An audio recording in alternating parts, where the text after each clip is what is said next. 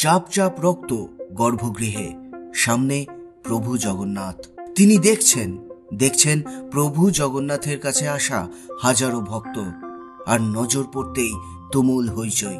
এ কিসের অশনি সংকেত দিলেন প্রভু জগন্নাথ? শেষের শুরু কি তাহলে এভাবেই হয়? না হলে পুরীর জগন্নাথ মন্দিরের গর্ভগৃহে রক্তের দাগ?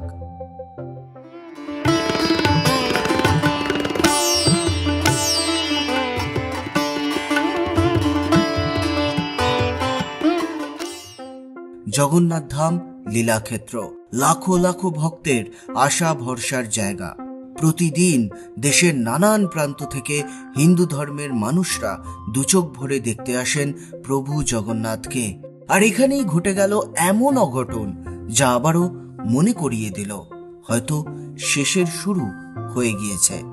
জগন্নাথ মন্দিরের গর্ভগৃহে তখন ভক্ত সমাগম পুরো মাত্রায়। আর এমন সময় নজরে আসে জগন্নাথ মন্দিরের গর্ভগৃহে চাপ চাপ রক্ত।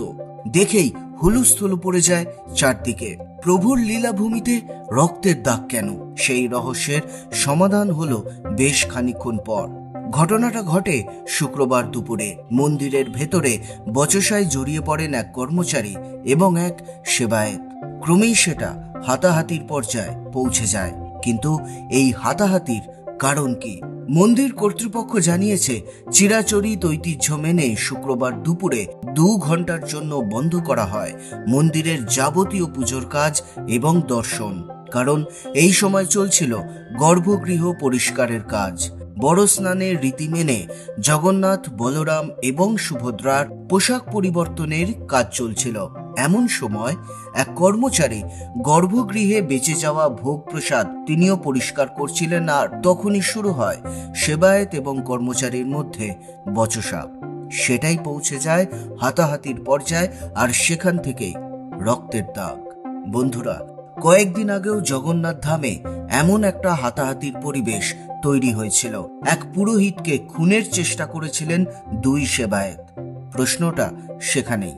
প্রভুর কাছে আমরা সাধারণ মানুষরা আসি, আর প্রভুর সঙ্গে যারা আমাদের এই পথ দেখানোর সেবা করে থাকেন, সেই সেবায়েত, পুরোহিত বা কর্মচারী যেই হন না কেন, তাদের মধ্যে কেন বারবার এমন অশান্তি বা রাগের প্রকাশ ঘটছে? কেন বারবার বচসা, ঝগড়া? এভাবেই কি তাহলে শেষের শুরুর ইঙ্গিত দিচ্ছেন প্রভু? যা বাইরে হতো এখন সেটাই হচ্ছে মন্দির গর্ভে। আপনারা কি মনে করেন? জানান কমেন্ট সেকশনে। সঙ্গে লাইক করুন, শেয়ার করুন, আর নতুন হলে প্লিজ পাশে দাঁড়ান, সাবস্ক্রাইব করুন হিন্দু কথা। আসি পরের ভিডিও নিয়ে খুব তাড়াতাড়ি। ধন্যবাদ।